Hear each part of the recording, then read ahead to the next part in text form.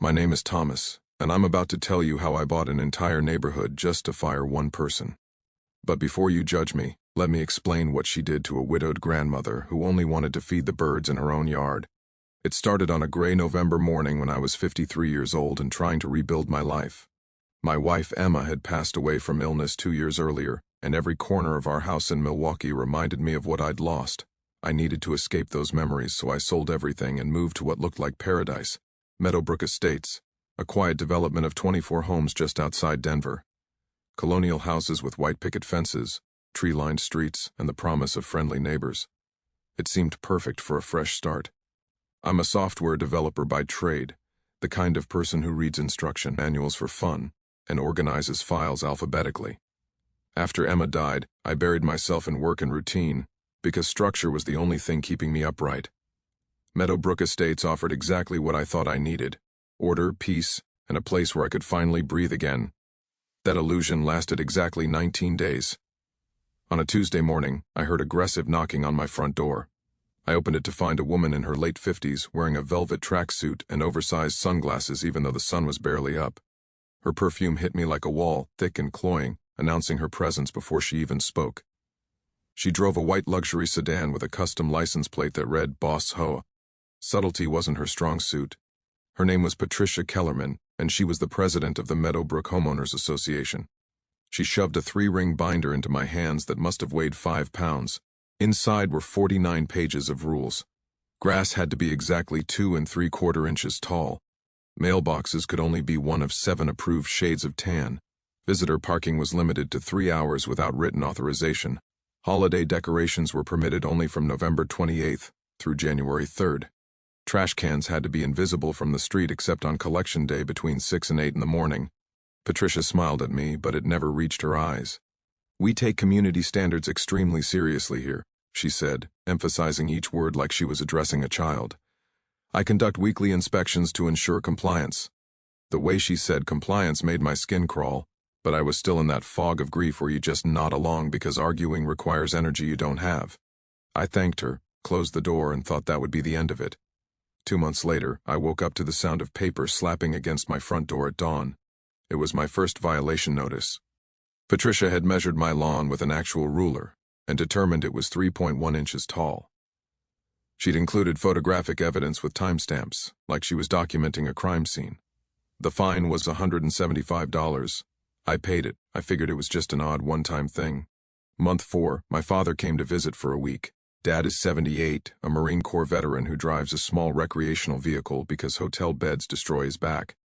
He parked in my driveway, my own driveway, and within 90 minutes there was another notice taped to my door. Recreational vehicles prohibited per Section 14.7c.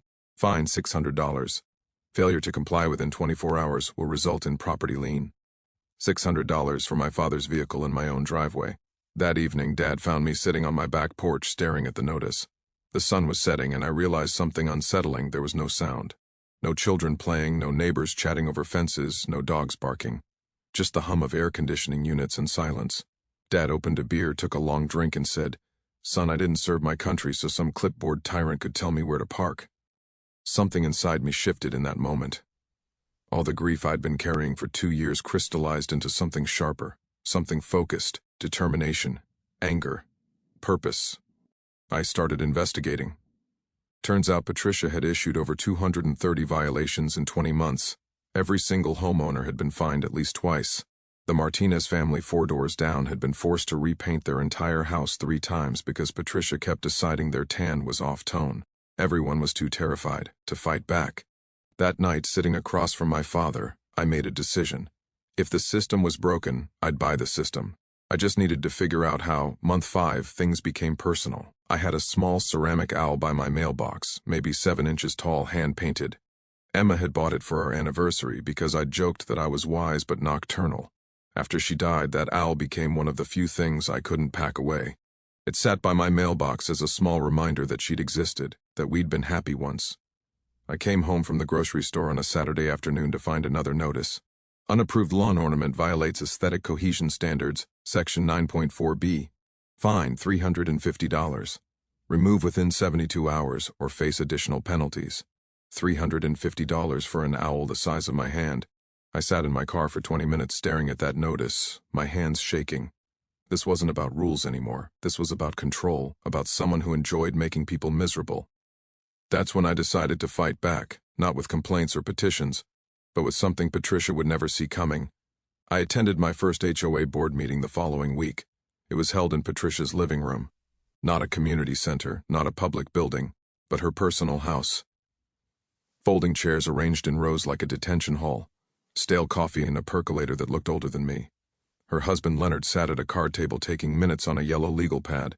Only 7 homeowners showed up out of 24. Patricia sat at the head of the room like a judge on a bench, that aggressive perfume filling the space until I could taste it. I raised my hand during new business. "I'd like to discuss fine proportionality," I said. She looked at me like I'd just tracked mud on her carpet. "Excuse me?" I pulled out printed copies of state HOA law. I'd done my homework. State Statute 34-18 requires fines to be proportional to violations. $350 for a 7-inch decoration isn't proportional. It's punitive. I'm also requesting a full financial audit. Where do all these fines actually go?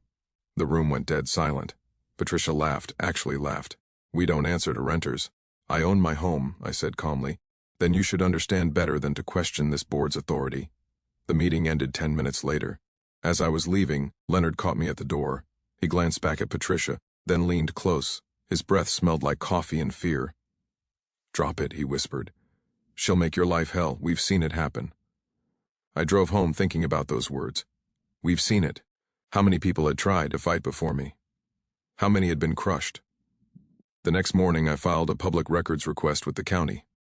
Here's something most people don't know. In most states, HOAs are considered semi-public entities, which means their financial records can be requested. It takes about 2 weeks and costs maybe $30 in processing fees. The records arrived in a manila envelope. $52,000 in fines collected last year.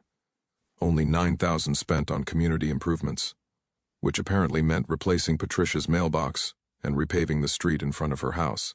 The rest was categorized as administrative costs. Translation: Patricia's personal fund. I spent the next week knocking on doors. HOA bylaws required 12% of homeowners to petition for a special meeting. That meant 3 signatures besides mine. Most people wouldn't even open their doors. I'd see curtains move, hear footsteps, then nothing.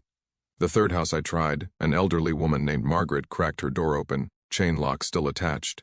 She was maybe 85, with white hair and hands that trembled when she gripped the door frame. "I'd sign," she whispered, glancing over her shoulder like Patricia might materialize behind her. "But she'll fine me for my bird feeder. I'm on a fixed income. I can't afford it." Her bird feeder was a simple wooden one, maybe cost $20. "What if I covered your next fine?" I asked. Her eyes went wide. "You do that?" "Yes," she signed. Word spread quietly after that. People started leaving their porch lights on when I knocked, a secret signal that they'd talk. I got my signatures and filed the petition. Patricia's response came via her HOA lawyer, a cease and desist letter claiming the signatures were forged. They weren't. The lawyer's letter had typo. Attorney at law was missing the W. That should have told me everything about how cheap Patricia was cutting corners. But while she was busy trying to shut me down, I was meeting with a real attorney. Her name was Diane, a sharp woman in her 60s with an office that smelled like old law books and strong coffee. Diane looked at my documents, looked at me and smiled. "HOAs are just corporations," she said, "and corporations can be bought.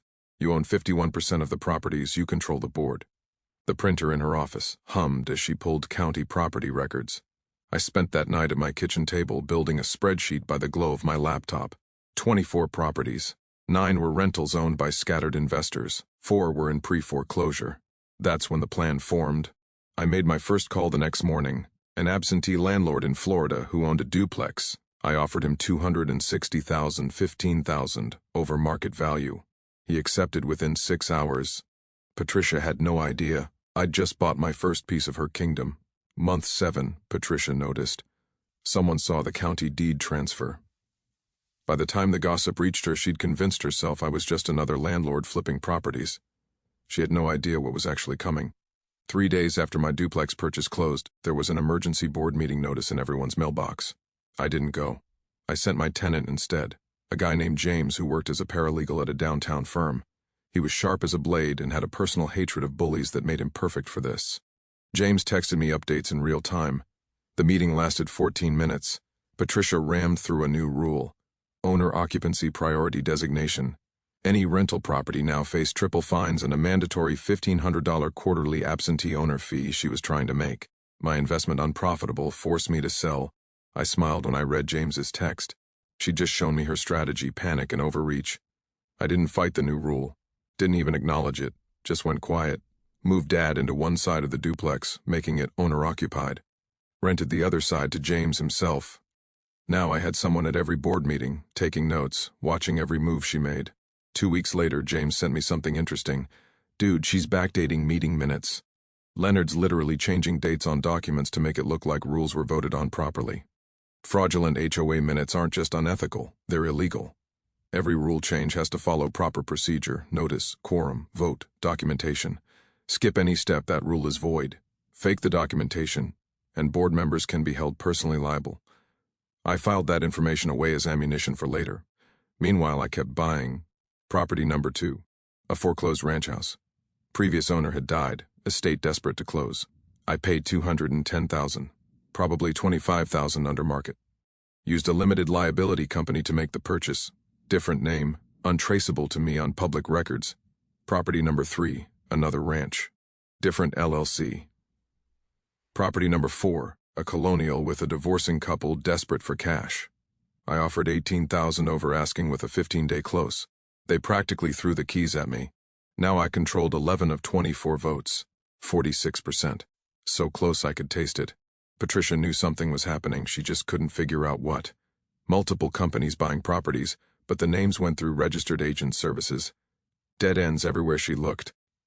I heard through James she'd even hired someone to investigate, her cousin's nephew, unlicensed. The guy traced the companies to a post office box in Wyoming, and apparently gave up. That's when she made her biggest mistake. Another emergency meeting.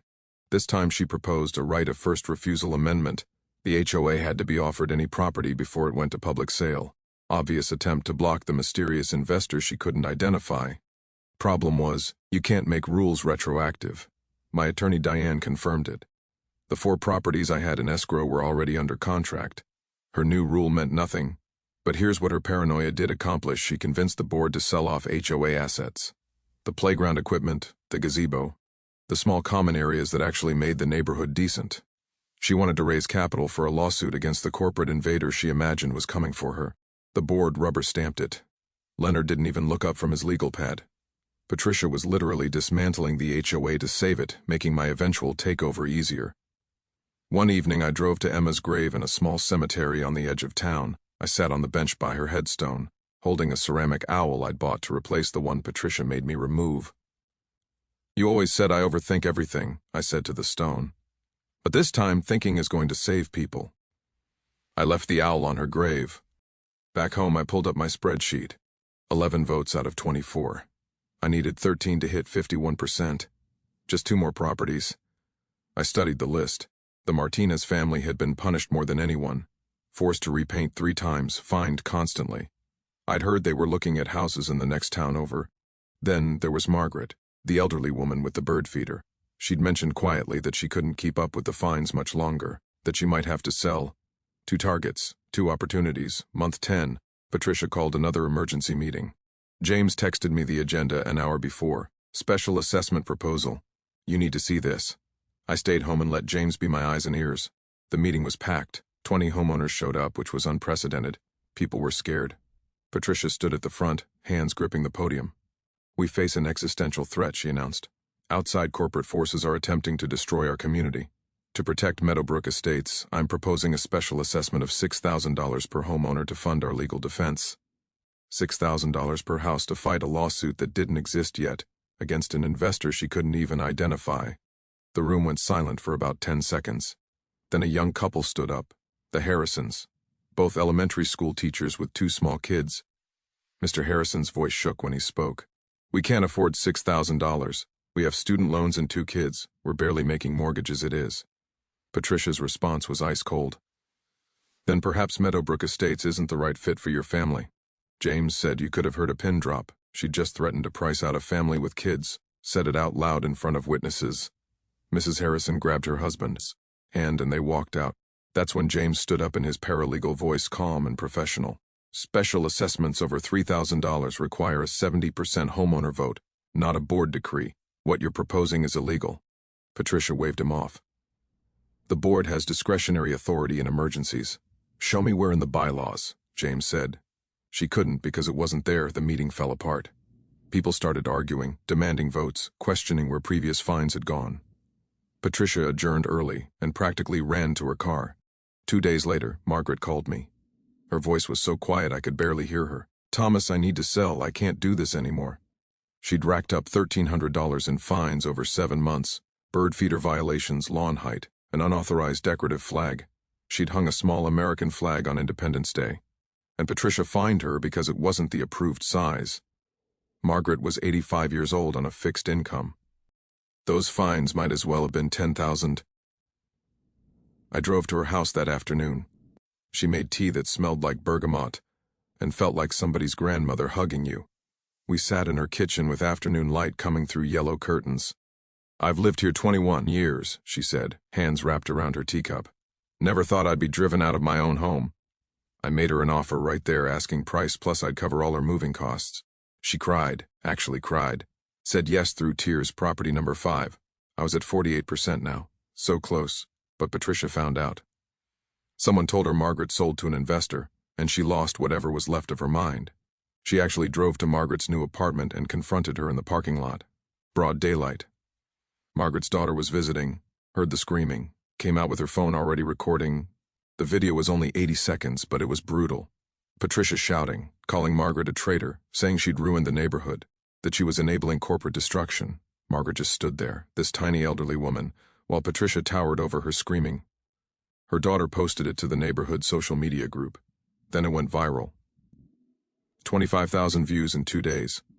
Comments flooded in from people sharing their own HOA horror stories.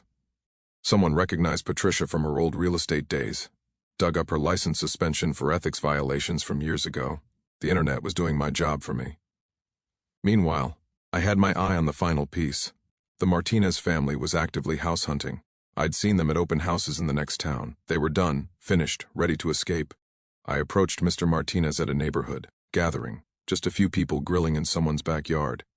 Careful and quiet, like even celebrating felt dangerous under Patricia's watch. "I heard you're looking in Lakewood," I said quietly. He nodded. "We can't take another year of this. She made us repaint our house 3 times, cost us $9,000. What if I bought your house? $20,000 over appraisal. I'll cover your closing costs on the new place." He stared at me. "Why would you overpay?" I pulled out my phone and showed him the spreadsheet. 13 properties highlighted, his address blinking, waiting to be added. His eyes went wide. "You're taking her down." "Yes," I said, "but I need your house to do it." He looked at his wife across the yard, then back at me. "We want to watch. When it happens, we want front row seats." Deal. We shook on it. The sale closed 4 weeks later. Property number 6, 54%, 13 out of 24 votes. I had control. I scheduled a board election per the bylaws. 30 days notice, couldn't be blocked, democratic process. Patricia still thought the companies were separate investors. She had no idea they were all me. No idea that in 30 days she'd be standing in front of a room full of people learning exactly who'd beaten her. 3 days after the Martinez sale closed, Mr. Martinez called me. "Can you come over? I have something you need to see." I drove over that evening. He met me at the door with a folder so stuffed the edges were splitting. His hands were shaking slightly as he handed it to me. When Patricia made me temporary board secretary back in 2021 just for 2 months while Leonard had surgery, I had access to everything. Files, emails, bank accounts. "I'm an accountant, Thomas. Numbers talk to me." These numbers were screaming. I opened the folder. First document, bank statements, showing transfers from the HOA operating account to a business account labeled Kellerman Management Solutions. $36,000 over 4 years, categorized as consulting fees. I looked up at Martinez. Let me guess.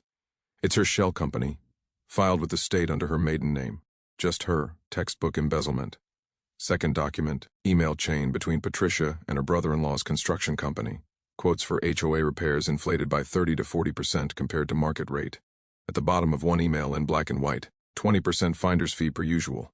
Documented kickbacks. Third document, lien paperwork on a homeowner's property. A guy named Davidson who'd lived on the north end. Patricia had placed a lien that prevented him from refinancing his mortgage. He'd lost out on a refinance that would have saved him $45,000 over the life of the loan. Martinez handed me another paper. Davidson's bank records. I got them from him after he moved out. He paid those fines in full. She placed the lien anyway. Criminal fraud. I sat at Martinez's kitchen table for an hour going through every page while he made coffee we both forgot to drink. Why didn't you use this before, I asked. Martinez looked down. I was scared. She destroyed families, Thomas. The Johnsons, the Patels, that young couple with the baby, all gone because they fought back. I kept these as insurance, but I never had the courage. Then you showed up. I called Diane right from Martinez's kitchen. She drove over and reviewed everything under the dining room lamp. This is felony embezzlement, she said, pen tapping against her notepad. Civil fraud. HOA board members have fiduciary duty, same legal standard as corporate executives. She breached it. She's personally liable, so is Leonard for signing off on these transfers. I had everything now, voting majority, criminal, evidence, community support from that viral video. Diane looked at me.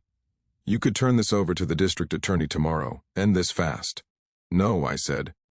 The election's in 29 days. I want her in that room. I want everyone to see exactly who she is. Then we press charges. Martinez smiled for the first time in probably months. Maximum humiliation. Maximum accountability, I corrected. But yes, also humiliation. That night, Patricia made her fatal mistake. She filed an actual lawsuit against unknown investors for conspiracy to undermine HOA integrity, hired an expensive lawyer, burned through $20,000 of HOA reserves just for the retainer. Then she sent threatening letters to every homeowner warning that anyone found collaborating with hostile investors would face maximum enforcement. The letters landed in mailboxes the next morning. By noon, a private social media group had formed. 16 of 24 homeowners joined in the first 3 hours. James became moderator. Kept my identity secret. People started sharing everything.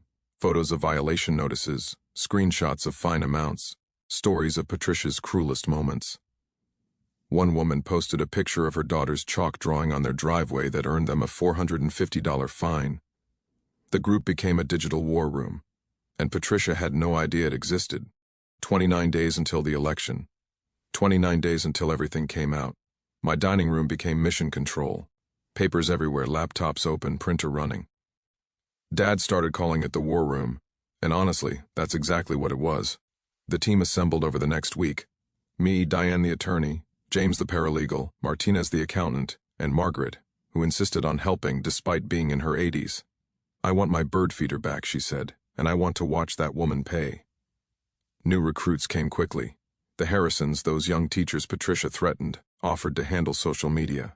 William, a retired postal worker who knew every homeowner's story by heart, and a local reporter named Catherine from the county newspaper, who'd been following the social media group and smelled blood in the water.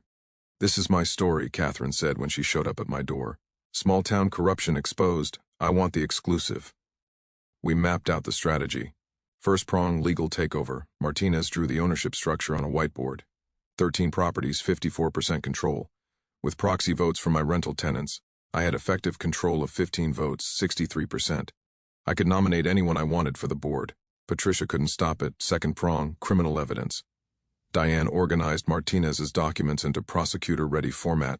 She'd done white-collar crime cases before, knew exactly how district attorneys thought. We've got 18 homeowners with documented damages from fraudulent fines, she said. That's a pattern of behavior. Total damages, $143,000. Enough to destroy her financially even if she avoided prison. Third prong, public relations. Catherine wanted the story to drop the morning of the election. Maximum impact. She spent a week interviewing victims. William arranged interviews. Margaret made cookies for people too nervous to talk without something to hold. Catherine drafted the headline, HOA President's $36,000 Secret. She showed me the article 3 days before publication. It was devastating. Quotes from 9 homeowners, photos of bank transfers, sidebar about Patricia's old real estate license suspension. This goes live at 6 a.m. on election day, Catherine said. She'll wake up famous for all the wrong reasons.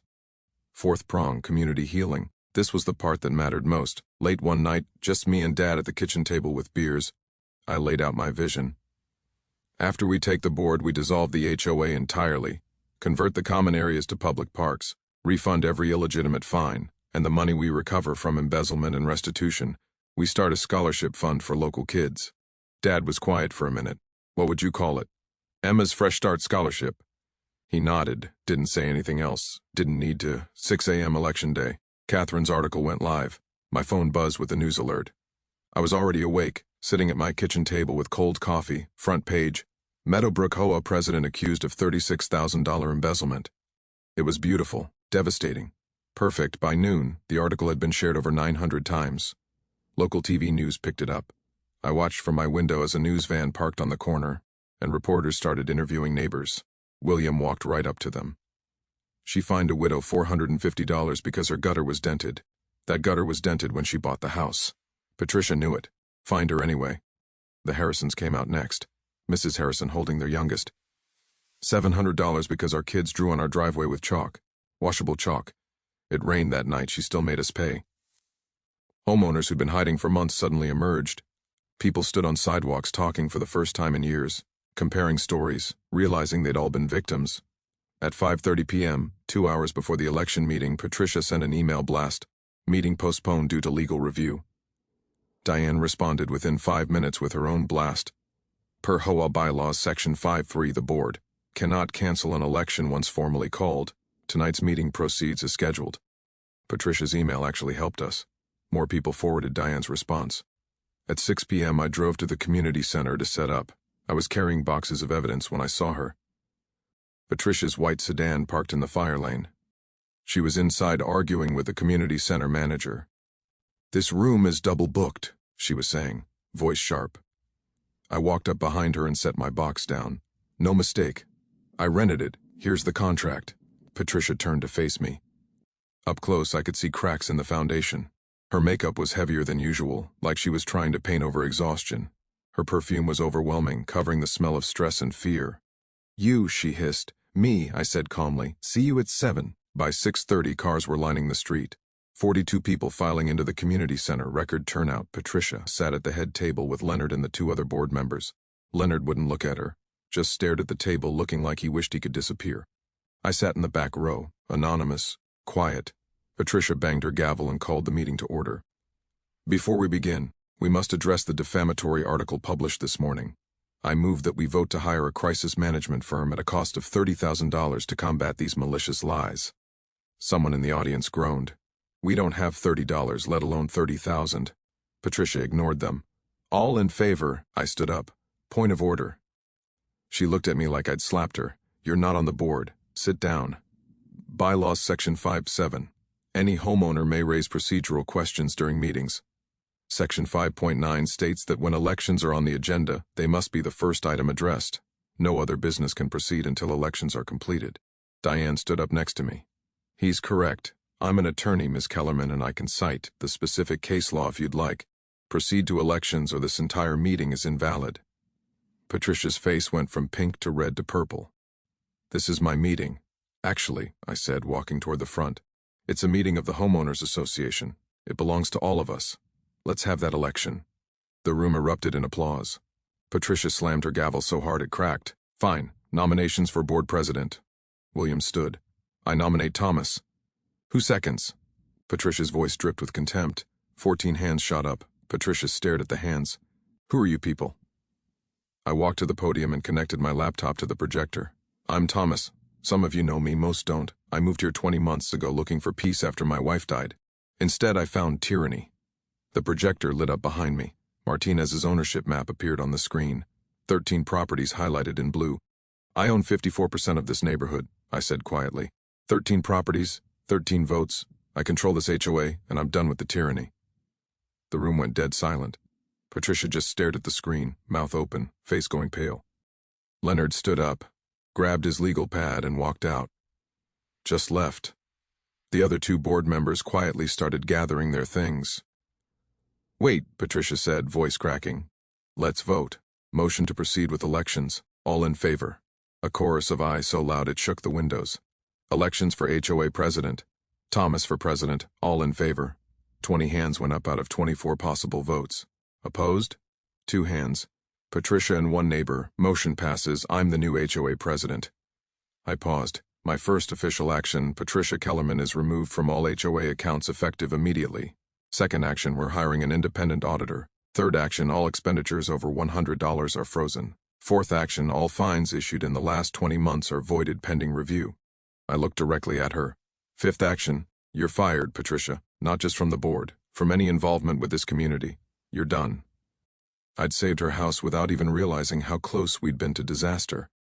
Print that, I told James quietly. It goes to the district attorney, too. The meeting wrapped up around 9:30. I outlined next steps, full audit in 2 weeks, town hall to present findings, then a vote on dissolving the HOA entirely. People lingered. Nobody wanted to leave. Pizza appeared. Someone brought drinks. The community center manager said we could stay until 10. It turned into an impromptu celebration, the first real gathering Meadowbrook had seen in years.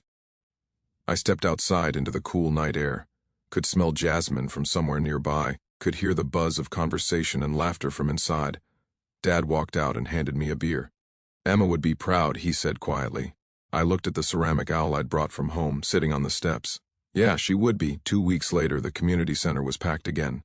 73 people this time, every homeowner plus media crews, Catherine from the newspaper, even a crew from a documentary podcast. The auditor's report sat on the table. 162 pages, I'd read every single one.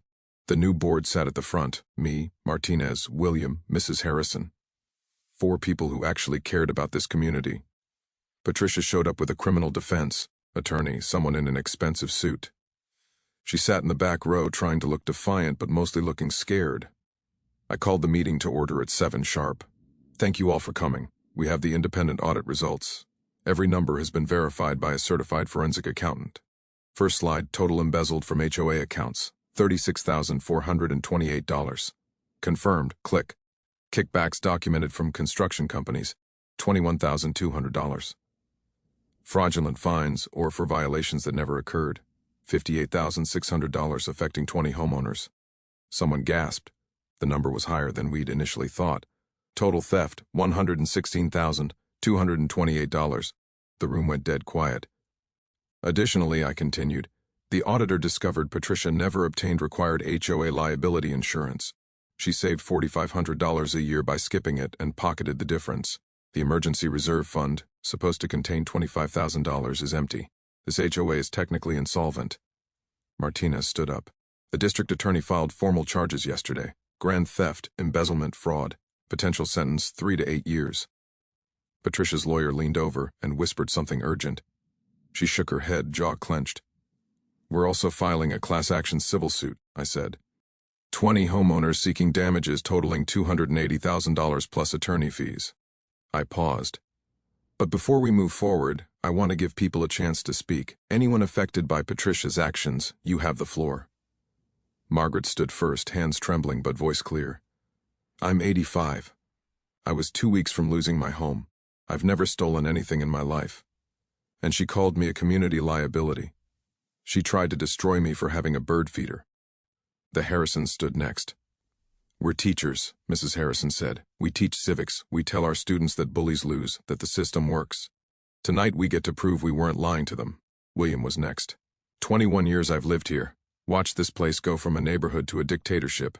Today it becomes a neighborhood again. 8 more people spoke, each story heartbreaking. By the end, half the room was in tears. Patricia couldn't take it anymore. She stood up, shaking off her lawyer's hand.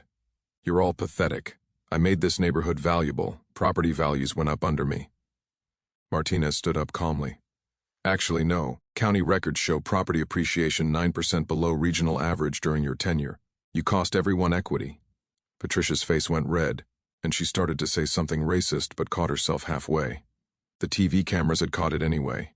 That clip would make the evening news. Her lawyer physically pulled her back down. I let the moment settle, then moved on. Item 2, dissolution of the HOA. I'm proposing we dissolve Meadowbrook OA entirely. Requires 75% approval, 18 of 24 properties.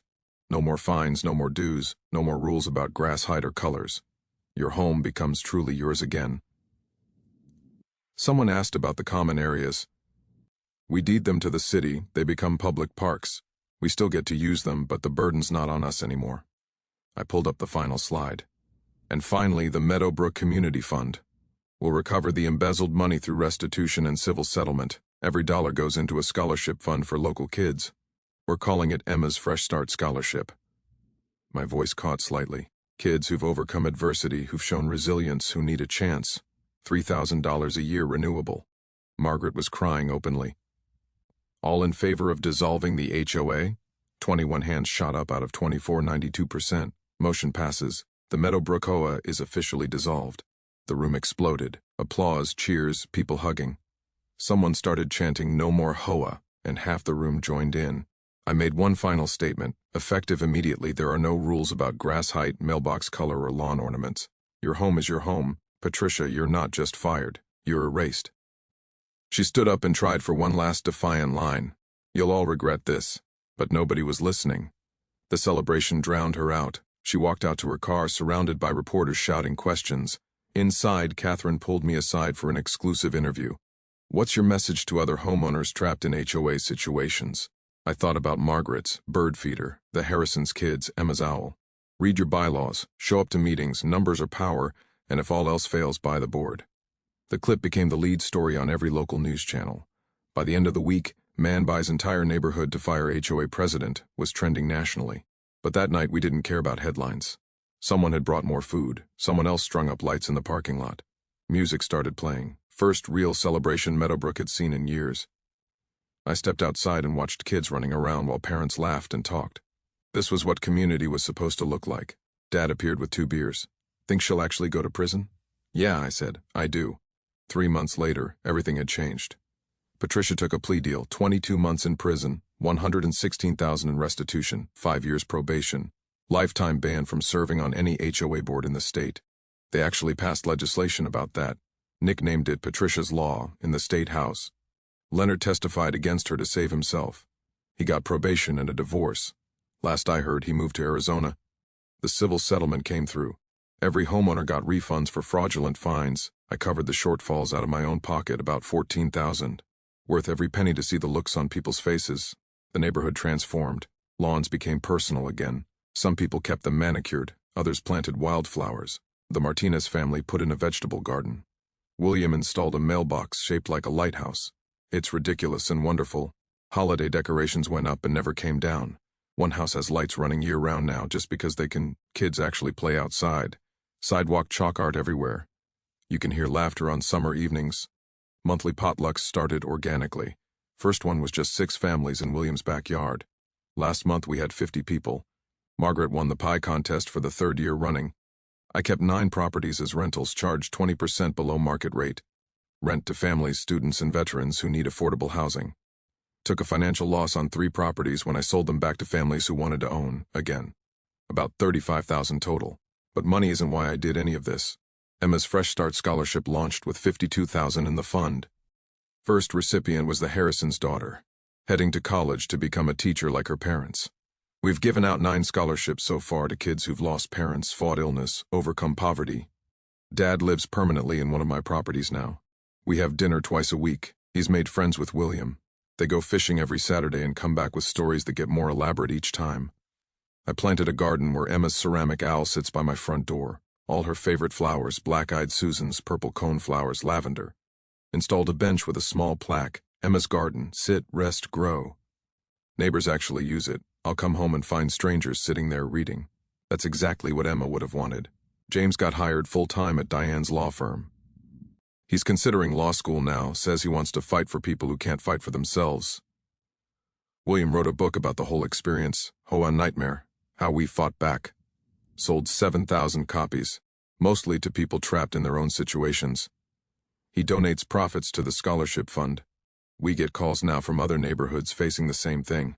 James and I consult for free, walking people through how to request audits, how to organize, how to fight back legally. We've helped 5 communities so far. 4 successfully removed corrupt boards. 1 dissolved their HOA entirely. Local news did a follow-up story 7 months after the election. Filmed the neighborhood during one of our potlucks. Kids playing, people laughing. Margaret's bird feeder prominently displayed in her front yard. Property values actually went up 14% after the HOA dissolved. Turns out people will pay more to live somewhere they're actually free.